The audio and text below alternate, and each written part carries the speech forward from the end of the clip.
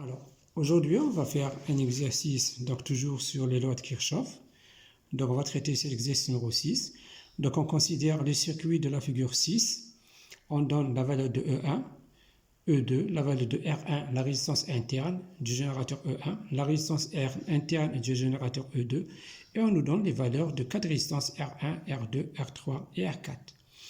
On nous demande donc le circuit, le voici, c'est celui-là. Ce circuit-là, nous avons deux générateurs, voilà, donc de résistance interne R1 et R2, et nous avons 4 résistances. Les résistances internes ne sont pas mentionnées sur la figure. Attention, il ne faut pas les oublier. Donc la borne positive du générateur E1, elle est de ce côté-là, et la borne positive du générateur E2 aussi, elle est de ce côté-là. Alors, on nous demande, premièrement, calculer l'intensité des courants dans chacune des branches. Calculer l'intensité du courant dans chacune des branches. Ensuite, on va voir la deuxième question. Alors, j'ai repris le dessin, mais par rapport au dessin qu'ils nous ont donné, voilà ce que j'ai fait. J'ai ajouté la résistance R1 du générateur E1 et j'ai ajouté la résistance R2 du générateur E2 pour ne pas les oublier, parce que les deux résistances ne sont pas mentionnées ici dans cette figure-là. Attention, il ne faut pas les oublier. Alors, donc, on nous demande de déterminer les intensités du courant, si vous voulez, dans les branches. Donc, premièrement, déterminer les intensités du courant dans les branches, c'est-à-dire les courants, c'est sûr, on aura 3 courants. Donc, déterminer I1, I2 et I3. Alors, on va faire distribuer le courant. On va faire répartir le courant, si vous voulez. Donc, du générateur E1, je mentionne ici les valeurs. Donc, générateur E1, la tension, c'est 8 volts. Générateur E2, c'est 4 volts. Voilà. Alors, donc ici, qu'est-ce qu'on remarque? Nous avons dit l'autre fois, le courant sort de la borne positive pour y revenir, si vous voulez, vers la borne négative. Si on fait sortir le courant de là, le courant I1, voilà, de la borne positive, ensuite, le courant I1 passe dans la résistance R1. Ensuite, il sort de R1. Qu'est-ce qu'on remarque? Il va rentrer dans la borne positive du générateur E2. Est-ce que c'est normal? Nous avons dit l'autre fois, le courant sort de la borne positive. Donc, si le courant I1 sort, il doit revenir vers la borne négative. Ici, on a un générateur. Ici, nous avons deux générateurs dont le montage, si vous voulez, deux bornes positives, si vous voulez, sont du même côté. Alors, qu'est-ce qu'on fait, si vous voulez, à ce moment-là? Donc, ici, regardez, chaque fois lorsqu'on vous donne deux générateurs, si vous voulez, dont les bornes positives, si vous voulez, se rencontrent, sont du même côté, alors qu'est-ce qu'on fait? Donc, ici, on ne peut pas faire sortir le courant de là. Qu'est-ce qu'on fait? On va prendre donc, le générateur dont la tension est plus grande, il va l'emporter. Donc, voilà, dans notre cas, le générateur E1, la tension de E1, c'est 8 volts. Donc, le courant I1 sort du générateur E1, il passe, si vous voulez, il descend, il rentre, si vous voulez, dans le générateur E2. Et E2, il ne va plus fonctionner comme un générateur. Il va fonctionner comme un récepteur. Donc, le courant du premier générateur, donc E2 ne va pas fonctionner comme générateur, mais il fonctionne comme un récepteur. Alors, donc voilà, ça pourquoi? Parce que la tension de E1 est plus grande. Si la tension de E2 était plus grande, alors ce serait l'inverse. Alors, donc on fait répartir le courant I1. Donc le courant I1 sort de la résistance R1, voilà. Il rentre, donc le courant I1 passe ici, voilà, toujours le courant I1. Il arrive à ce nœud-là, le courant I1. Alors, qu'est-ce qu'il fait? Automatiquement, il se partage en deux. Donc, en deux parties. Donc, une partie va dans la résistance R3 et R4. Je vais appeler ce courant-là le courant I3. Voilà.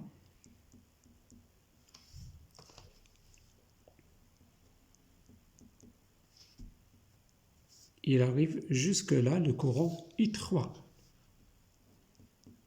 Et le courant I2, donc, passera dans la résistance R2. Voilà.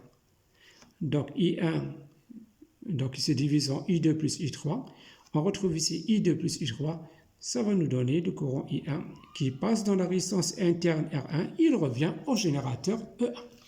Alors voilà ce que l'on est dans le cas où vous avez les deux bandes, si vous voulez, qui sont du même côté. Alors, le générateur dont la tension est plus grande va l'emporter, son courant va l'emporter, si vous voulez, par rapport à l'autre, et l'autre ne va plus fonctionner comme générateur. Alors, donc, qu'est-ce qu'on fait? Donc, on va écrire, si vous voulez, les équations, les trois équations pour déterminer les trois courants. La première équation qu'on va déterminer, c'est l'équation, si vous voulez, du nœud. On va nommer ça, par exemple, le nœud A, et ici, le nœud B. Donc, je vais écrire l'équation du nœud A ou bien du nœud B. C'est la même chose. Le nœud A, nous avons la somme du courant rentrant est égale à la somme du courant sortant. Donc, on a I2 plus I3 est égal à I1. Si on regarde ici, on a la même chose. La somme du courant rentrant est égale à la somme du courant sortant. Le courant rentrant, c'est I1, sortant, c'est I2 plus I3. Voilà, c'est la première équation que je vais appeler l'équation 1. Ensuite, on passe aux équations en mailles. Donc, je vais nommer cette maille-là, donc la maille numéro 1, et ici, c'est la maille grande 2. Donc, on détermine l'équation de la maille grand 1. Donc, l'équation de la maille, d'après Kirchhoff, donc c'est la somme algébrique des tensions le long d'une maille est égale à 0. La somme algébrique des tensions le long d'une maille est égale à 0. Alors, qu'est-ce qu'on fait? Pour faire la somme algébrique, on va donner, si vous voulez, des signes, si vous voulez, aux différentes tensions de ces éléments-là. Nous avons dit, pour le générateur, la tension, donc, la flèche est orientée du signe moins vers le signe plus. Pour les autres éléments, donc, la tension est orientée, si vous voulez, tout simplement opposée au sens du courant. Donc, si le courant descend, donc la tension sera vers le haut. Voilà. Ici, le générateur, donc on a du signe moins vers le plus. Ici, le courant passe de la gauche vers la droite, donc la tension sera en sens inverse. Le courant ici, il monte, alors la tension descend. La même chose ici, le courant est montant, donc la tension sera descendante. Le courant il passe dans ce côté-là, donc la tension en sens opposé. La même chose pour R. Voilà, j'ai dessiné, si vous voulez, les différentes tensions. Ensuite, qu'est-ce qu'on fait? On prend un sens arbitraire et on fait la somme algébrique des différentes tensions. Attention, j'ai oublié R1. Donc R1, le courant passe de ce côté-là, donc la tension, elle est en sens opposé. Donc voilà, je choisis le sens, c'est le sens des aiguilles d'une montre.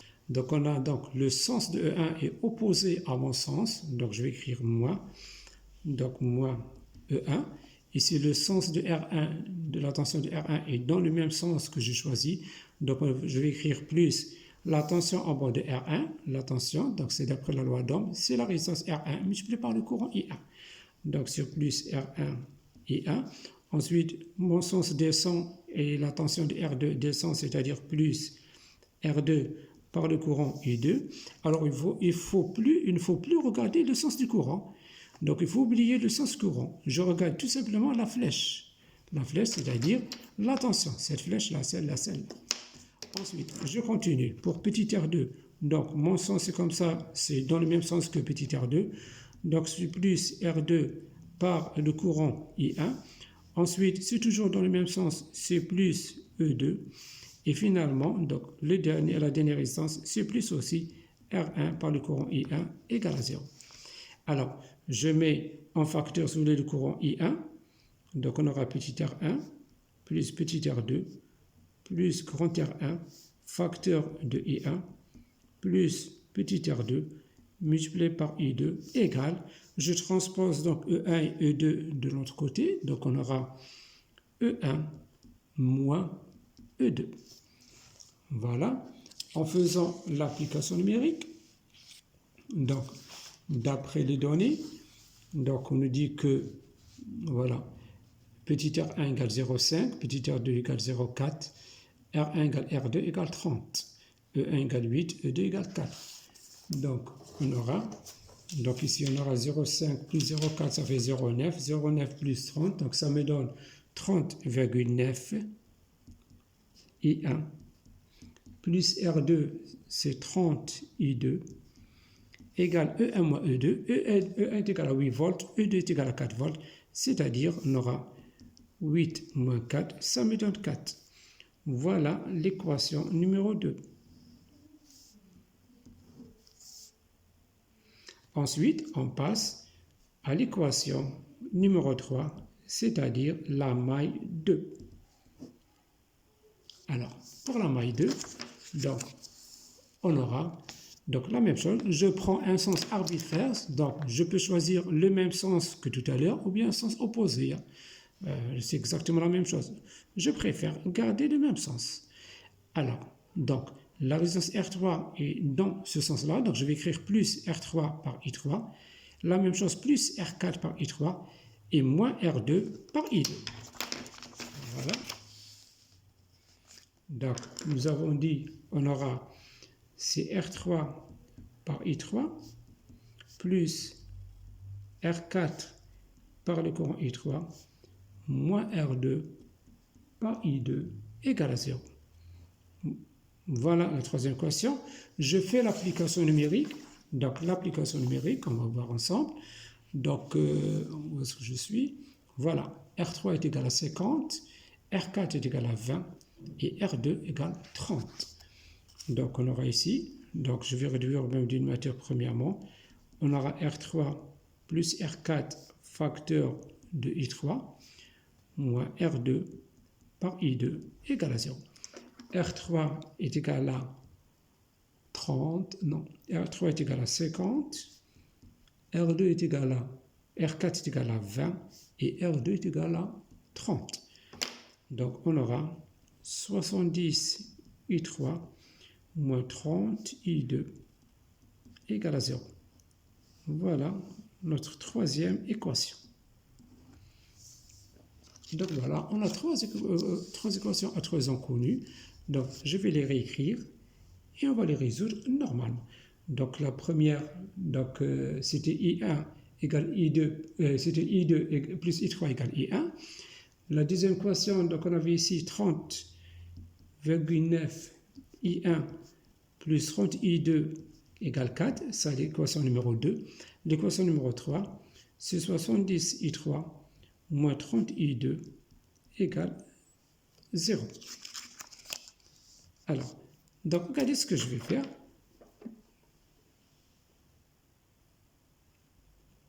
Donc, je vais remplacer, par exemple, de l'équation 1, je vais remplacer I1,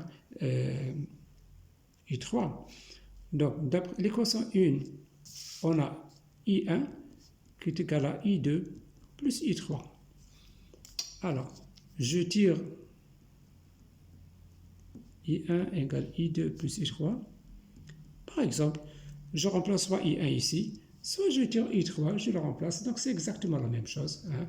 Donc, si je tire de la I3, donc I3 sera égal à I1 moins I2. Vous faites comme vous voulez, hein, et vous le remplacez ici. Alors, cette équation-là, donc, devient, donc nous avons 70 facteur de I3, c'est-à-dire facteur de I1 moins I2, voilà, moins 30 I2 égale à 0. C'est-à-dire on aura 70 I1 moins 70 I2 moins 30 I2 moins 100 I2. Voilà, égale à 0. C'est-à-dire, on obtient donc l'équation donc 30,9 I1 plus 30 I2 égale à 4. Et ici, 70 I1 moins 100 I2 égale à 0. Voilà, je pense que c'est fini. Donc, vous n'avez qu'à tirer I2 de cette équation-là, vous le remplacez ici. Ou bien faites l'inverse, vous tirez I1, etc. ou bien I2. Vous allez trouver, donc je vous donne directement les solutions pour ne pas vous perdre le temps. I1, vous allez trouver égal 0,077 ampères. Vous allez trouver I2 égale 0,054 ampères.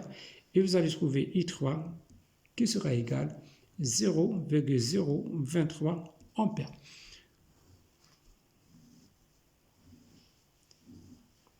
Voilà ce que l'on est pour la première question, pour la question numéro 1. Ensuite, la question numéro 2. Qu'est-ce qu'on nous demande de faire? Donc, la question numéro 2, Voilà. On place, voilà, on place en série avec R3 et R4 une résistance R. Donc on va ajouter une résistance R avec R3 et R4. La question, on nous dit pour quelle valeur de R3, de R3, le courant qui circule dans R2 est triple que celui qui circule dans R4. Le courant qui circule dans R2, c'est le courant I2. Le courant qui circule dans R4, c'est le courant I3. Alors, on nous demande, donc voilà, on nous dit, on place, donc la deuxième question, on place R3 en série avec, pardon, on place R en série avec R3 et R4, et on nous demande déterminer la valeur de cette dernière résistance R pour que le courant qui passe dans R2, c'est-à-dire le courant I2, est triple que le courant qui circule dans R4. Le courant qui circule dans R2, c'est I2, qui circule dans R4, c'est I3. Voilà, on reprend dans le dessin, voilà. Le courant qui circule dans R2, c'est I2.